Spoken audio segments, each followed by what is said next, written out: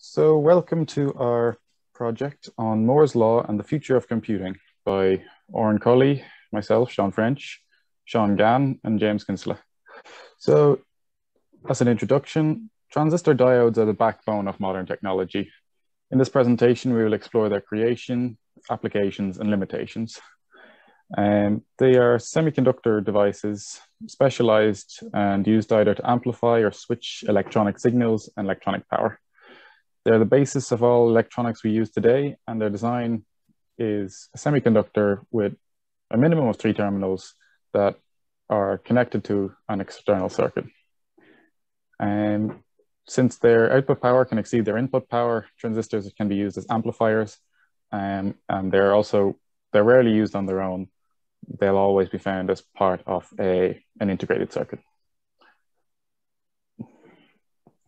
Moore's law, which was first coined by Gordon Moore in 1965, it's an observation of how every 2 years, the amount of transistors that can fit on a dense integrated circuit doubles in size, or doubles in number. So as we can see here, since 1970, when this data started being recorded, all the way up until what looks like 2018, these data points show that every 2 years, the amount of transistors on a chip roughly doubles. So the real question is, how long can we extend this behavior for before we reach complications? So moving on. Okay, so I'm going to discuss one potential route that we can take, which is optical transistors and the use of photonics. So what we are proposing here is that we are going to use optics instead of electricity inside our CPUs. So here we just take a light signal and we use certain processes to either switch it or amplify it, which is exactly what we do with transistors and CPUs electronically at the minute. So the reason we're looking down this route is that the light transistors have the potential to be much, much faster than current electronic transistors, but also conserve power, which is going to be a serious concern going forward.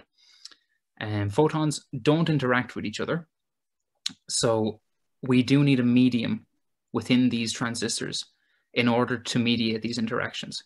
And this makes optical transistors harder to produce. Next slide there, James. Okay, so pros and cons. So as I said earlier, the capacitance in the connections between the logic gates isn't a consideration anymore when we're dealing with optical transistors. And this alone could be a huge, drastic change in the energy dissipation within the CPUs.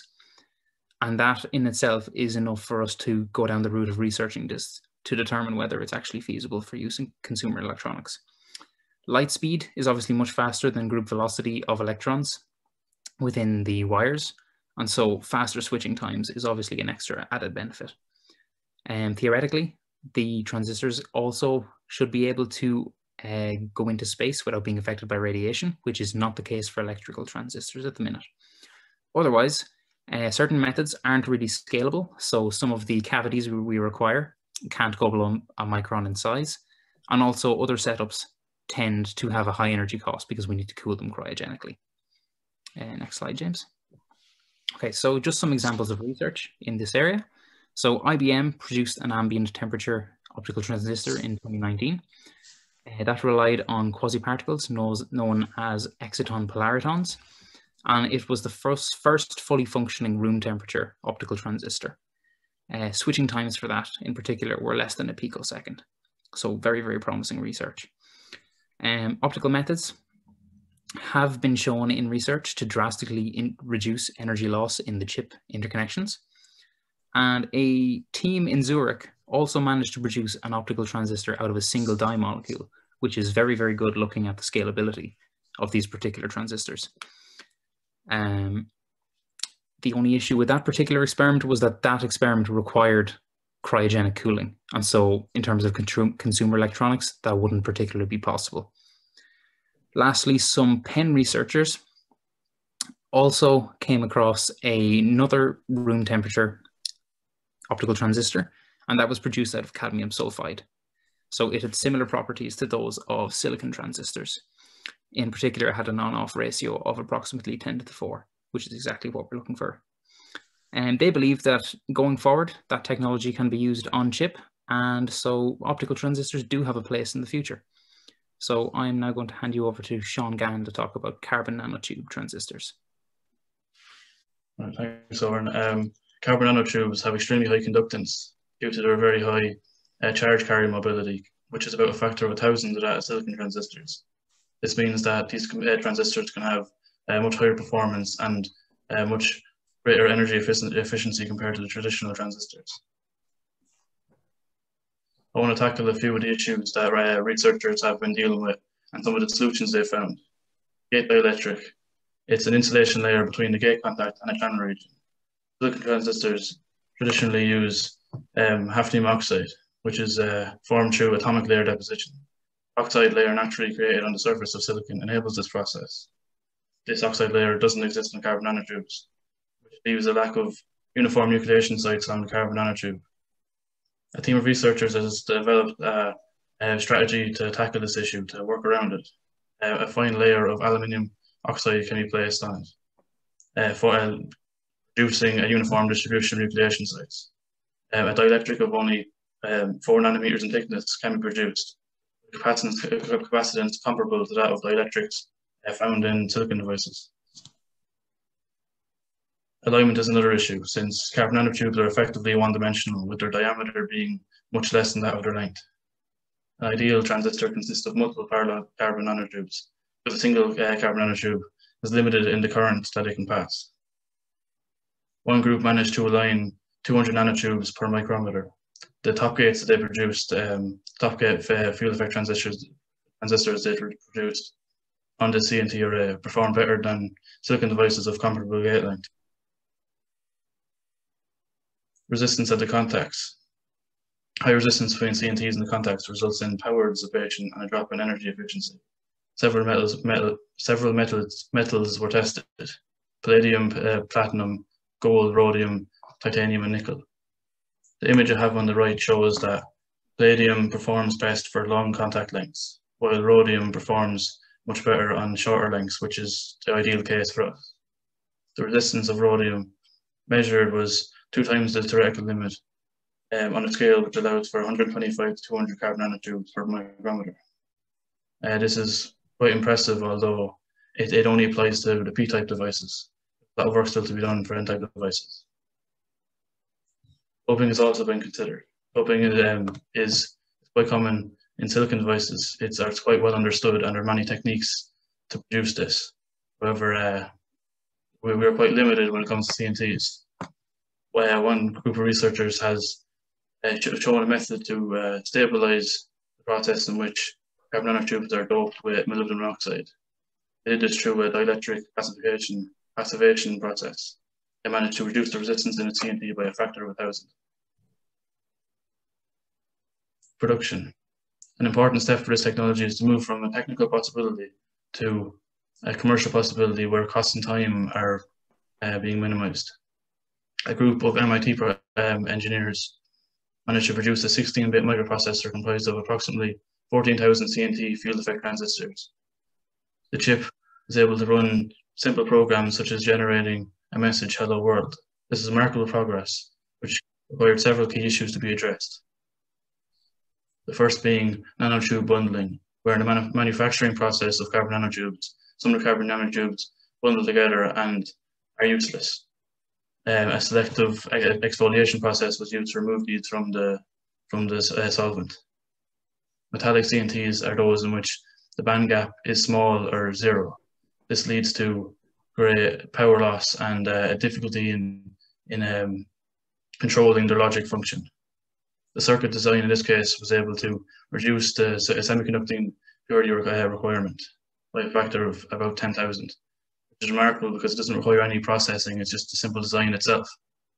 N-type and P-type devices were also created through the use of low work functions for N-type, which is titanium here, and a high work function contact metals for P-type, platinum here.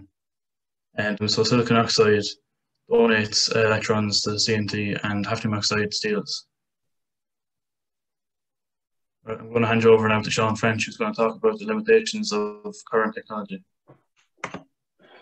Yes, so in 2015, the best transistors were 15 to 20 nanometers in length. In that same year, it was predicted that the minimum size for said transistors, silicon transistors in particular, would be 5 to 7 nanometers.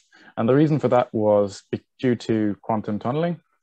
So basically, when the gate dielectric is made too thin, there is a non-negligible possibility that the electrons flowing through the circuit will tunnel through the gate dielectric and hence make it so that whether the gate dielectric is open or closed, there will still be current flowing either way. So essentially destroying the Boolean logic that is on the on-off switch. Without this, the transistor is basically useless, and so that's why this was the theoretical limit for transistor size at the time. However, in the next year, in 2016, University of Texas released a paper detailing their invention of a 1 nanometer transistor, breaking these predictions. How did they do this? They, instead of using the silicon base, which was the most common at the time and still is, they used a base of molybdenum disulfide. This new element, or this new compound, is a higher resistivity material, and hence the speed at which the electrons were traveling, and hence their energy, was significantly lower, and their probability of tunneling drops off and goes back to being negligible. And such, this proved that it was possible to cut the current off and have a functioning gate dielectric. Additionally, to use this molybdenum disulfide base, they used the carbon nanotube that Seán talked about as a gate dielectric due to its very small nature. So what other limitations are there? Because, well, if this was so good back in 2016, why is it not mass produced yet? Well, it still faces many challenges. For a start, molybdenum is significantly more rare than silicon is, whereas silicon is 27% of the Earth's surface. Molybdenum only accounts for 0.00015% of the Earth's crust. And so it is then, of course, much more expensive to produce. The University of Texas also noted that the creating this transistor was not easy, and mass producing these on the scale where you need billions for one integrated circuit is still far in the future. On to James now. He talks about quantum computing. Thank you, Seán. As discussed above, there's a physical limit to the amount of transistors you can put in a chip, and we've reached a certain threshold. Many suggest the continuation of Moore's law is in quantum computing, which is a rapid computational process that utilizes the foundations of quantum mechanics to process bigger data sets in faster time. In standard classical computing, a chip will consist of a series of transistors that act in binary code, a 0, 1, or a 1. Instead of binary bits, quantum computers use quantum bits, qubits, and as such act on the state of principle of superposition. I briefly go into the maths of this in the report, but what means is there's several positions, and this is exponentially faster in combination with each other as compared to a linear progression for bits. This is represented on the block sphere with 2 poles at 0 and 1. However, there are major complications when it comes to a quantum system. We cannot observe a quantum system without producing a disturbance in this system. This means that if we want to use a quantum computer to reliably process data, then we need it to be isolated from the outside world to the highest degree. At the same time, we want the qubits to strongly interact with one another, so it computes quicker than classical computers to an exponential effect, as I just said. We also need to be able to control the system from the outside and be able to follow the process to get the results of our computation. This is an extremely slow process to figure out, considering the random nature of the quantum world. Of course, there are very costly solutions to this. Most notably, to isolate the system, superconductors kept at extremely low temperatures are used. Room temperature superconductors are being developed, but again, the cost is even more. Entanglement theory is being used to encourage qubit interactions and synergy through algorithms and to decrease quantum noise. But it is far from perfect and requires much scientific research before we can achieve this.